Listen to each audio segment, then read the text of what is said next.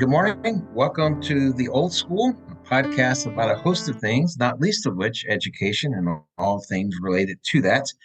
And I am joined in my endeavor with Dr. Stephen Bourgeois. Good morning, Dr. Bourgeois. Herr Miller, it's good to see you there, wearing a soccer hat from some unknown European country, it looks like. A very known European country. It's orange, so that should be the clue for any international soccer fan. It is a Dutch hat. And so it's the official colors, the official emblem, and no one knows what it is. And that's fine. I know what it is. It's great. So And you just so, purchased that on Amazon and so to show off? Is that what you did? no, I bought it there, Well, which is strange because Euros don't wear hats. That's actually the first sign that you're an American. If you're walking down the street in any street in Europe, if you're wearing a hat, they know you're an American because it's just what we do. I You didn't know? know that. Yeah. We win revolutionary wars and we wear hats. And so this is what we do. So today we are very lucky to have Dr. Rick Westfall.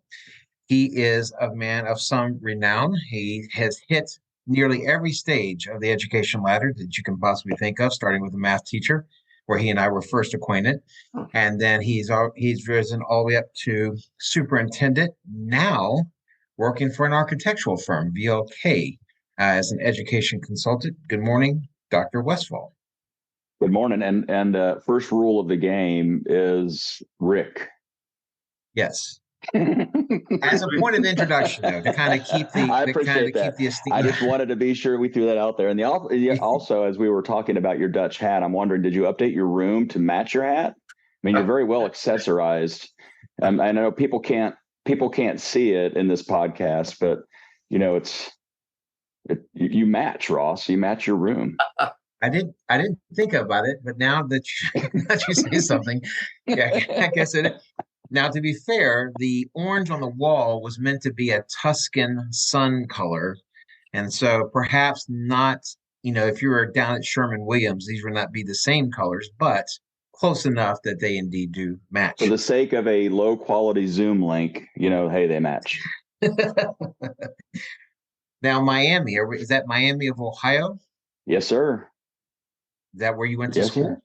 Yes, sir. Right. That's my undergrad. I'm actually originally from Ohio. Oh. So I've lived now in Texas longer than Ohio. So my wife insists that I'm a Texan now, but you know. So is that what you have to say when you're introduced? I'm from Texas, or do you still cling on to Ohio? Oh, I'm from Ohio. Yeah, I'm from Ohio. Okay. Yeah, Okay. yeah. Now, given that Ohio is fairly close to the Midwest, you might, or I guess, would you say Ohio is the Midwest? Yeah. Oh, yeah, absolutely. Yeah. Okay. So you might be able to answer something for me. So about a month ago, Steve and I did a series of two episodes on sandwiches. And it was based off a list, like the sandwich most identifiable for each state. Sure. And I'm not here to bring up sandwiches again. It's an old episode. It met with dubious receptions, but since then, I ran into two of what I can only describe are culinary abominations. Oh my. Okay, I already know what you're going to say, but go ahead. I'm going to let you pick at this thread, but I already know what you're going to say. Go ahead. Okay. If you do know, that would be pretty incredible. But here we go. So the first one, I came across this on a website called Gastro Obscura, and it was in Sedalia, Missouri. Okay, And Sedalia, Missouri is a podunk little town about an hour. Well, they're nice people, but it's about an hour southwest of Jefferson City. Okay. Or as the cool kids say, Jeff City. And so at this place, they had a burger called the Goober Burger that included everything that you might think would be on a burger patty with mayonnaise, lettuce, tomatoes, signature toppings, and then on top of that, a slab of peanut butter. Oof. Disgusting. That's what I.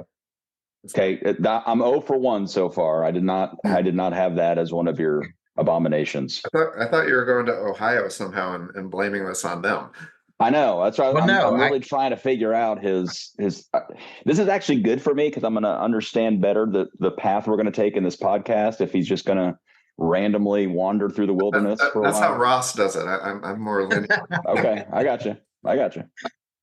So anyway, so there's that abomination, and I was kind of prepared for that because I had students that dipped French fries in chocolate shakes, and so I kind of already knew that there was this element of people out there.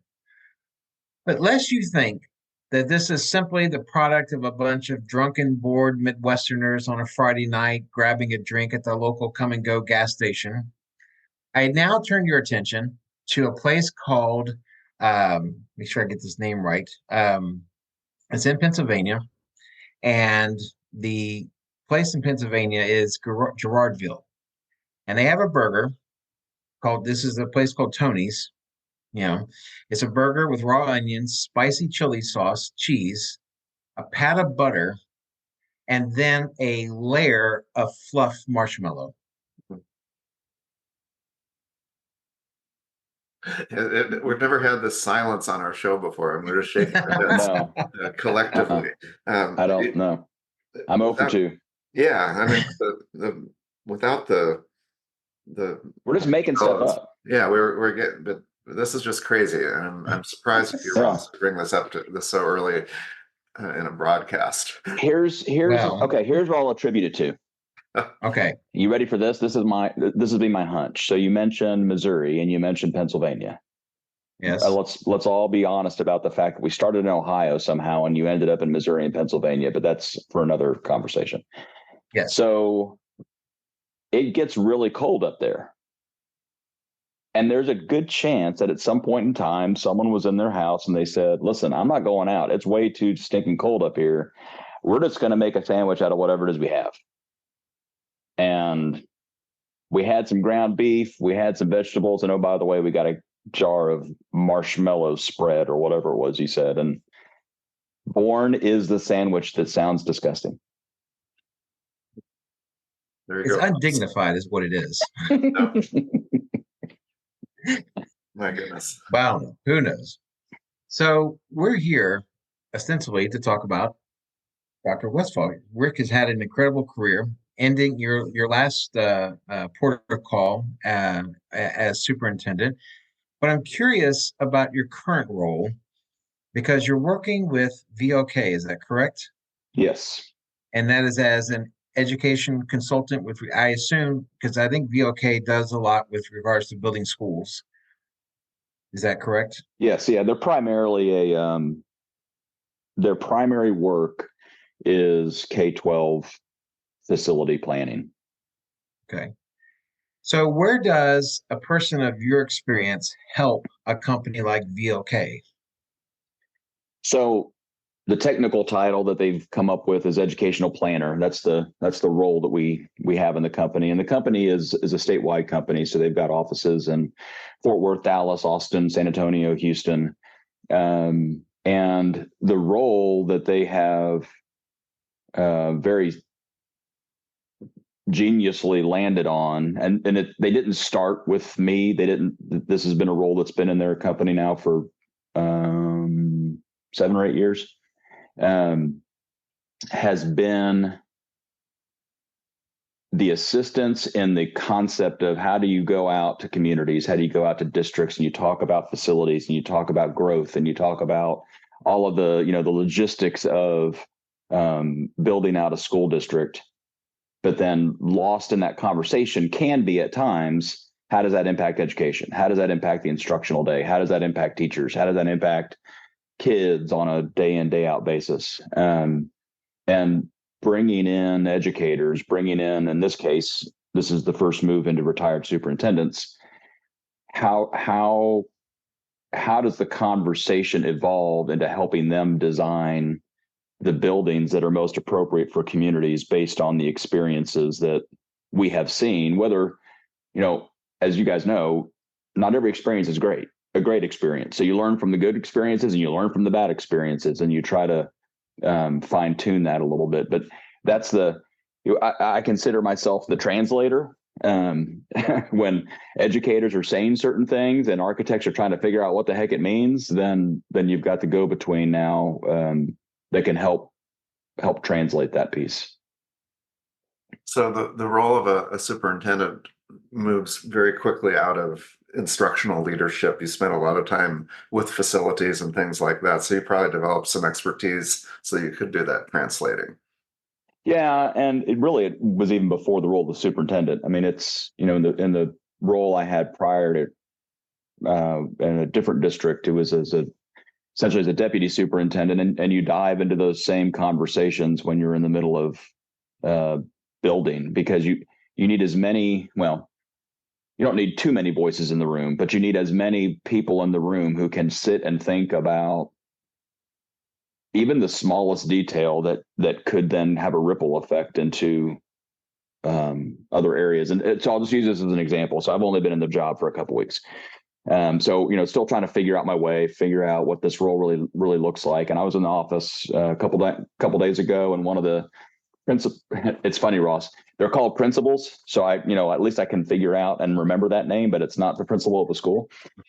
So principals in charge were picking my brain about something like, hey, would you mind looking at this layout we're trying to figure out for Fort Worth ISD on an expansion in one of their middle schools? We can't quite figure out how to lay out their administration wing. That sounds like it's big. And they couldn't get it was like Tetris. I mean, they couldn't get everything where they wanted to get it and where they felt like it needed to be. And we spent about an hour just looking at it, moving things around. And I finally just said, I was like, well, you know what the issue is? The issue that's hanging this whole thing up is the toilet's in the wrong spot. If we move that toilet to a different spot, wow, it's going to free up other areas, and it's going to be a little more private for where that toilet is. And the minute we move that one little piece, it was like everything else just came into play. But it was never even a thought that they had, because they were looking at it as a design phase. They wanted 2 toilets, and how do you save money? You make sure all the plumbing's going to the same spot. Well, my thought was to separate them, and it might cost a little bit more money, but it made more sense on the layout of the rest of the space. So it's that kind of experience that they said, where's the best place for the principal's office? Well, you needed to move other things to get it out of the way in order to get the best place for the principal's office. And only a person with education experience can relay the anguish of a misplaced bathroom. This is what I mean, people might laugh at that, but you know that full well. Wow. Well, you talk about facilities. I immediately think about athletics, and do they build big scale things like that as well? Oh yeah. They've been really involved in some pretty significant. Well, I'm trying to think through in terms of just the Metroplex area. I know they have built or rebuilt Denton High School, and it is just a massive facility with lots of different athletic facilities. They just got done finishing up, pretty close to finishing up the Keller bond that I was involved in there, where we got up to speed with other area districts and, building the indoor extracurricular facilities for both band and athletics. And I mean, it could be anywhere from renovations of buildings to brand new buildings to tear downs and rebuilds to, we have to put a new AC unit on top of a building. I mean, their hands in everything. So how much of this goes towards some of the education philosophy about what a building looks like? Because I recall the last school I was at, when they did a major renovation, I think the first thing I heard about it, the first I heard about the various plans had to do with like movable walls, glass classrooms. It seemed to have like this almost Montessori-like notion of just kind of wide open spaces and what have you. How much of that is a part of this, or is this a much more kind of a practical endeavor that the company is doing? No, it's you just hit it on the head. So one of the steps, once an architectural firm is selected, if VLK is selected for a particular job or a particular district, where we step in as educational planners is really on the very front end. Is we go in and we're interviewing administration, we're interviewing district level people, we're asking them about their curriculum and instruction, we're asking them about their expectations for what kind of instructional models are they trying to tackle? And then that speaks into, well, then what kind of spaces do you need in order to accomplish what you're trying to accomplish for your students? Because I've been trying to work through a phrase in my head, and I'll just experiment with it with you guys and see if it works. But it can be said that a building's not going to teach a kid. Obviously, that's kind of the obvious statement. But a building can absolutely get in the way of teaching a kid. You can be misdesigned, and it doesn't create the spaces that you need in order to properly educate students. When you get outside of the traditional, like Ross, when you think about the classes you were teaching, you would have taught, give me 35 desks and, I don't care what room I'm in, kind of thing. But there's some of these other specialized areas that really need unique and thoughtful classroom spaces. It can be problematic. That's the reason why you get the conversations with teachers. Man, if I could just tear down this wall, or if I could just move this here or whatever, well, then that's that element of conversation that you need to have when you're building those buildings. So there are common spaces within buildings that are probably Sure. play into that. And but I can you talk about building security? Is that part? I mean, just the way it's laid out. Yeah, that's all part of it. Unfortunately, it's a bigger part of the conversation than anybody really wants it to be. Right. But that's the world we're in right now. There's a lot of so one of the challenges with that, Steve, is we do our best to follow the research and follow best practice. But when the research is butting heads against each other, depending on what angle they're coming at it, it's hard to say, well, this is the exact right answer, because at the end of the day, for school security, there is no exact right answer. It's just, again, it's unfortunate. I tell our community, when I was talking to him about school security, or talking to him about how do you better quote unquote harden the schools to make things safer. And at the end of the day, if you're not having it, that some part of the conversation is, if someone evil truly wants to get into an area and do harm, there is literally nothing that you can say with 100% certainty will always work. But you can do everything you can do to mitigate. You can do everything you can do to prevent, and then to have action steps after the fact if it does happen. So some of it's building, some of it's training, some of it's practice. But like just as an example, the secure entry vestibules that are the big piece where you have to go through at least two or three layers of doors before you ever even get into the building. Some of these older buildings, you go into some of these districts, you walk in the front door and you're in. I mean, you have the expectation to go into the reception area, but you don't have to. I mean, there's nothing requiring it. So, those are the pieces that schools have to think about and consider. That's where money is now going to have to go that otherwise might have gone to something else. But the priority is, you got to keep everybody in the building has to feel safe. And that's the number one priority of keeping people safe when they're creating these structures.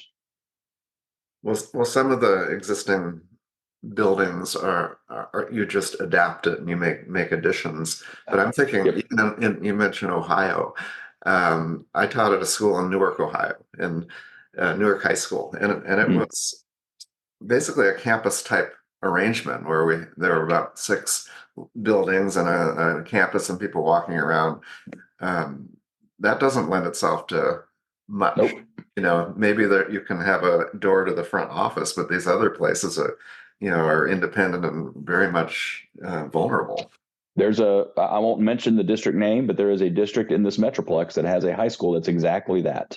Mm-hmm. And in fact, they just went through a bond where they have to really reconfigure an entire high school that was built as a community college, basically, right, with multiple buildings, into how do you get everybody under one roof? I mean, and that's a massive overhaul. That's a massive project. Beyond the notion of security, which always kind of looms large in people's conversations, especially of late, I hesitate to use the word trend because trend makes it sound capricious and something that's not perhaps in the long term relevant. But in the time that you spent with this company, are there other things that you see developing that could be emblematic of schools of the future going forward as far as new schools being built? So it's an interesting question, Ross, because one of the things before I started, and I've only been there for 2 weeks, so I haven't really dug into what do the designs of new schools look like. I'll see that probably in the next couple of weeks. But one of the things I was considering is that when we sit in the year 2024 and we sit down with a group of administrators, a group of educators, and we design a building, is that design going to make sense in 2054? Wow. Or let's say it differently. Is that design going to make sense even, let's not go out 30 years. Is that design going to make sense when one principal leaves and another principal comes in and they have a different vision for what they want to do in their building? Maybe one principal understands or has the need for big collaboration spaces where they see teachers putting classrooms together and having big, group debate or group lecture opportunities where they can have different conversations based on the curriculum or based on the lesson. Okay, great. So you have those collaboration spaces that you have that are kind of wide open spaces. But, the next principal comes in and says, well, listen, I know I need a space where I can stick a group of kids to test, and they're they're more pragmatic. They're more, they have a different concrete sequential path to student success. And they might totally repurpose those spaces. They might put walls up, fake walls, bring in dividers and end up using the spaces for what they were never really intended to be used for. So to me, that's the challenge of school design is how do you create a space that makes sense not only for right now in the next 3 years when it's being built, but how do you create a space that's going to last, that not last like stand up, but last being used the way it's intended to be used? Did either of you ever go through the school process of the open concept school? Flesh it out. Yes. How would you define that? Literally no walls. Oh boy. No, we haven't. I don't speak for Ross, but I remember, I'm going to age myself. I remember a middle school that I went to, and they experimented with the open concept where you would walk into general open spaces, and then you would go into these different wings, and then teachers would have their desks. They'd have their teaching kind of station, but you didn't walk through a door to get in. It was just, they were there, they were open. And then here was the next group of desks and teachers. And every one of those teachers found rolling bulletin boards and rolling dividers and created their own rooms, even though it wasn't intended to be created, because they needed their space. And that was at the time, apparently an educational thought that should be something that should be great. But as it turns out, it really wasn't. I think it's an example sometimes of what is old is new again, because I went to an elementary school that was a little bit like that, where they had like a traditional part of the school that apparently had been built in the early 60s or what have you. And then they did an add-on in the early 70s. And it seems like they went all in on the open concept notion. Yep. And I don't know if they thought that their brand of elementary students were going to be able to handle this level of spatial freedom or not. But it much like what happened in your middle school, I think the teachers ended up creating the rooms, right, even though that was not the intent. And yet you still see it. It still kind of comes up from time to time. Is that a little bit of what you're talking about? Yeah. And you're right. You hear different words for certain educational innovation, but if you do a little bit of homework, it probably isn't necessarily all that innovative. It's just more the innovation is the different word. Or people have just forgotten that it was done 20 or 30 years ago, and now it's come back around full circle. So, it is. There's a lot of truth to that. And again, that's where you have to create. So in going back to one of your statements you made, Ross, about the movable walls,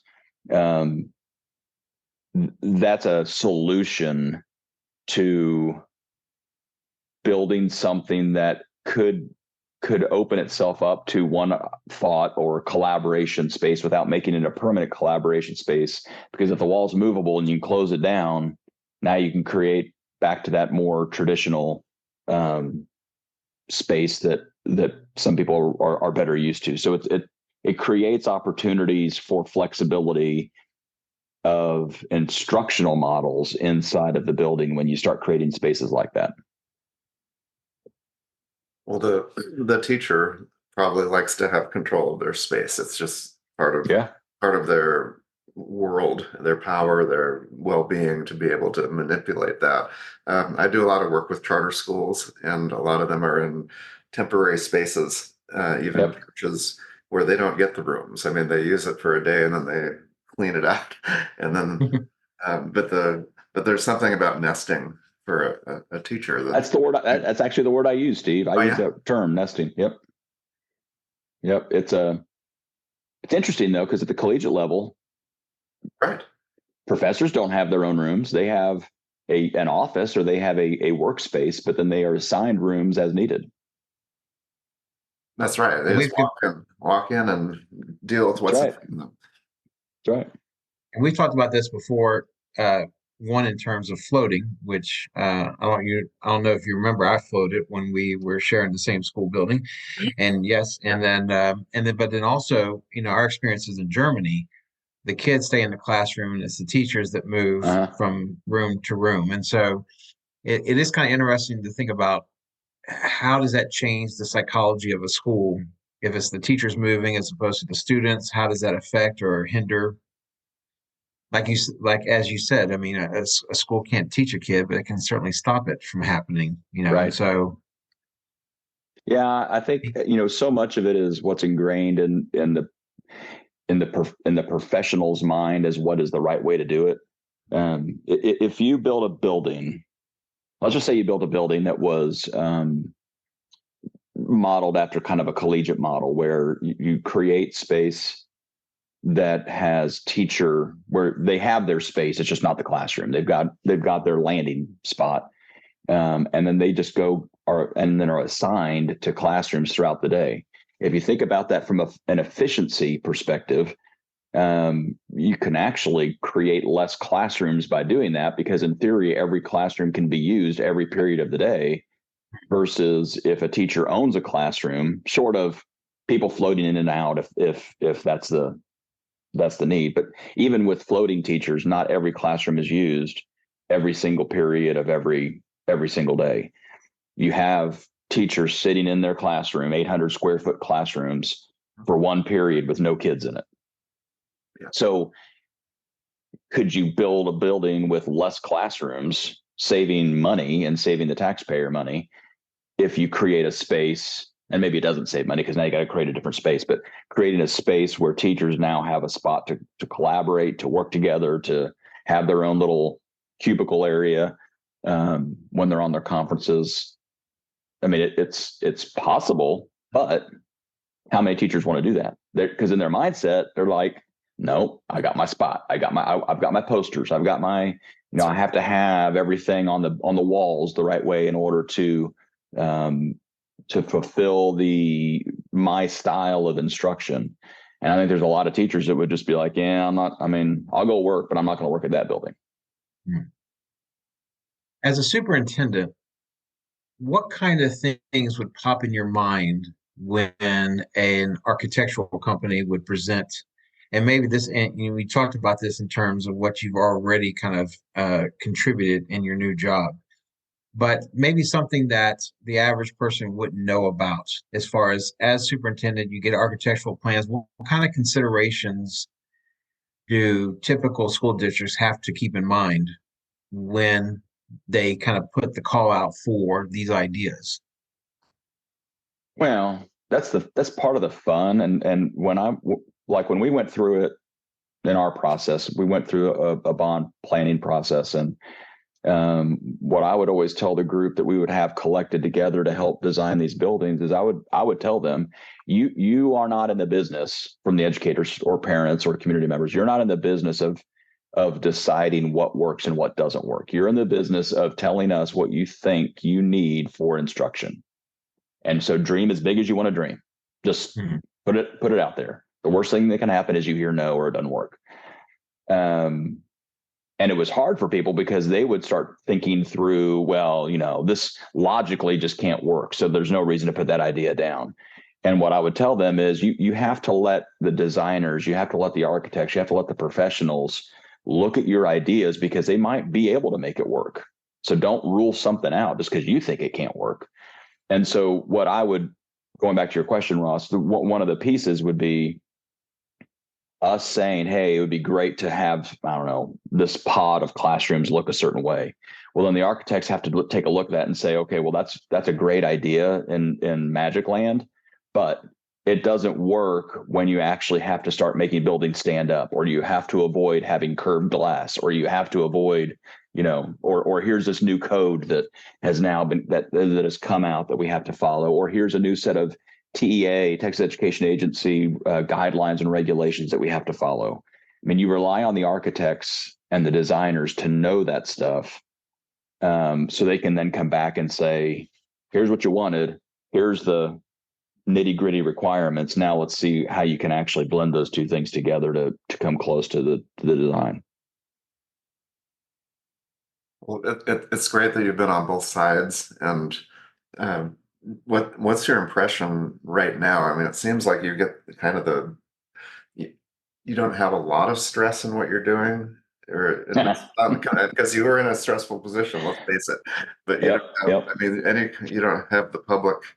You have a small group talking to. How does it feel? I will tell you that what I've told every other person. You don't, and this is true in many jobs and many professions, you don't know what stress you get used to carrying until you're not carrying the stress anymore.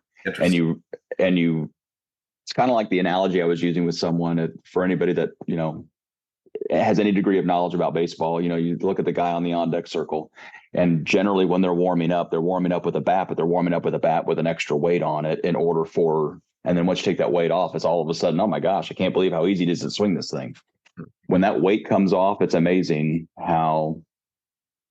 what the difference is, and what the difference just for your own personal life and just benefits to health is when that stress, but you don't realize you're even carrying it because you just get used to it.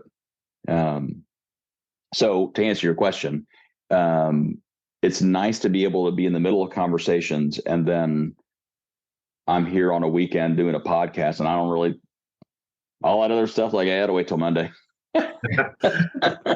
I'm not sitting here thinking about whether or not my phone's going to blow up about something, or if I've got to make a decision about, calling a bad weather day on a day when it's just really cold, and Wow. Well, go ahead, Ross. Well, no, it's interesting you mentioned that, because one of the questions, and this may temporarily sidetrack us a little bit, but I was always curious about, at what point do you think you could target a particular time and a moment in time when your kids realized you had the power to call off school because of weather? Oh, your own kids. So, yeah. Are you talking my personal family? Yeah, your kids. So I am lucky enough. I have one child. He is going to graduate from A&M this May and finishing everything up. I never was in charge of any building or district that he went to, which was probably a good thing. Conflict of interest. Yeah. But what's funny about it is, I ended up becoming the superintendent when he was a junior in high school, and I'm just dad. Whatever. That didn't move the needle. But when he started interacting with different people, and they would have conversations with him about what my job was, and then he started putting the pieces together of, wait a minute, you mean you're telling me you're you're in conversation with a superintendent over in Northwest ISD, and you guys are deciding whether or not you're going to have school. There is a moment of that element of I had some inside information that I was able to give him that other people might not have. Wow. Well, I have to say this on a personal note. I have my oldest son is at A&M also in class of 24, and there's something to be said about the leadership that you develop, in a place like that. Yes. And I know we're wrapping up. I don't want to let you go without talking a little bit about leadership, because Sure. we lead in whatever context, and so give us a little bit about your philosophy and how you can carry that to what you're doing right now. The mantra that I always would tell, whether it was in front of a room full of teachers in a building, or if it was in front of an entire school district at a convocation, I would always be sure to make sure people understood that it is never about the position. It's never about the title. It's always about you lead wherever you're put. You lead where you are. And if you go about your life in a shell without thinking that you're not having impact on someone or a group of people, then you're missing opportunities. And leadership doesn't have to be grand and glorious and come with a spotlight. Leadership can be as simple as me walking over into someone's cubicle 2 days ago and saying, "Hey, the toilet's in the wrong spot." It is the willingness to engage in conversations and the willingness to listen. And I think that's probably the biggest piece of leadership, and not feeling the need to always interject with anything until you've really processed and can provide thoughtful feedback to help people grow and help people move in a direction that they feel like they need to move. And literally every single person in any role that they're in can do that.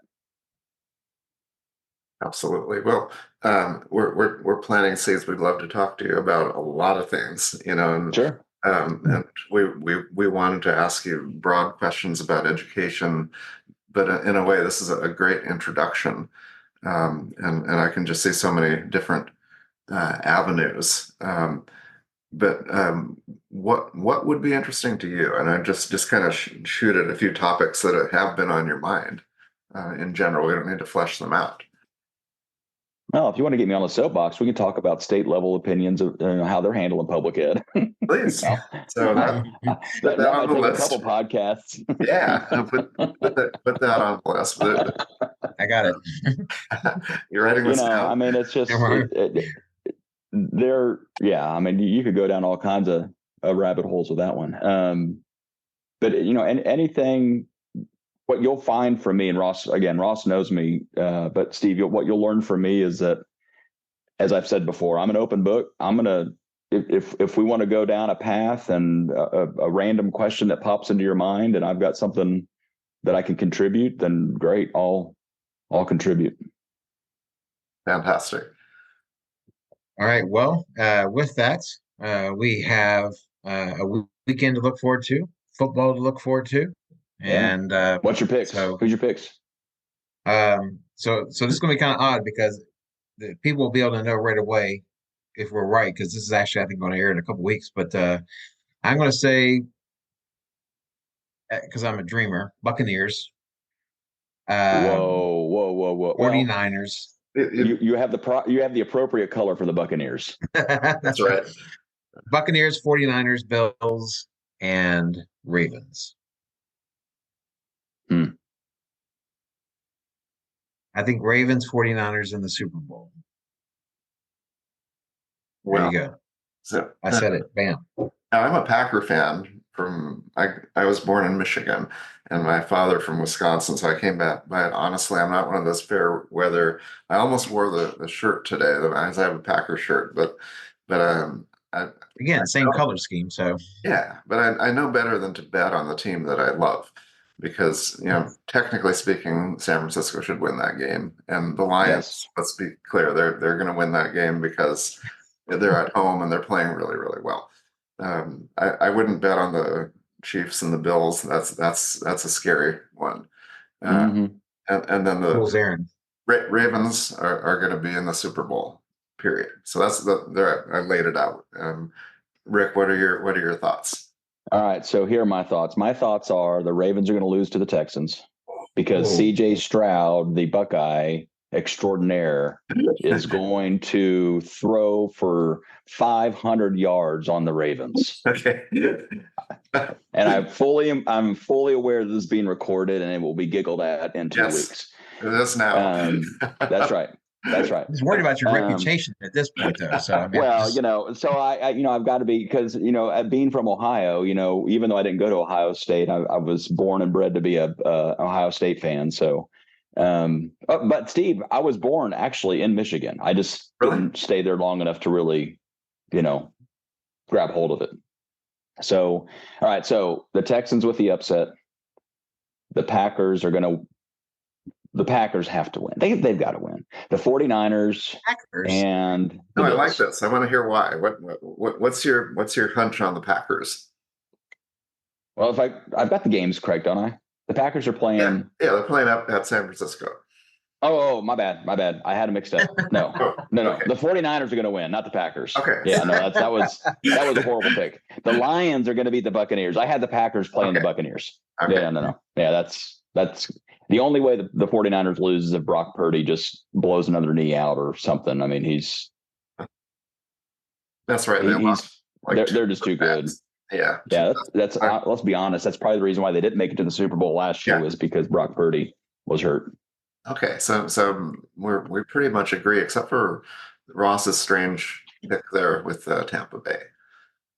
Yeah. Well, yeah, because I'm totally off the rails with the Texans pick over the Ravens. I didn't want to even bring that up again, but I'll bring it up again. I'll make sure you know that, and I'm going to pick the Bills over the Chiefs. But Okay. I think every man has the right to be a dreamer at least once. Listen, Ross has his dreaming team. He thinks the Buccaneers are going to win. My dreaming team is the Texans because of Stroud. They're definitely not. They look like a world beater last week. I mean, they couldn't be contained. But it's like the Bucs. You have to consider who they're playing. So we just take that for whatever grain of salt you wish. But anyway, so all right. Well, I guess we'll see what we'll see next time we come together. Until then, I should say adieu, Herr Dr. Westfall and Herr Dr. Bourgeois. So long, everybody. Auf Wiedersehen. Rick, thank you. This was fun. Thank you. Appreciate it.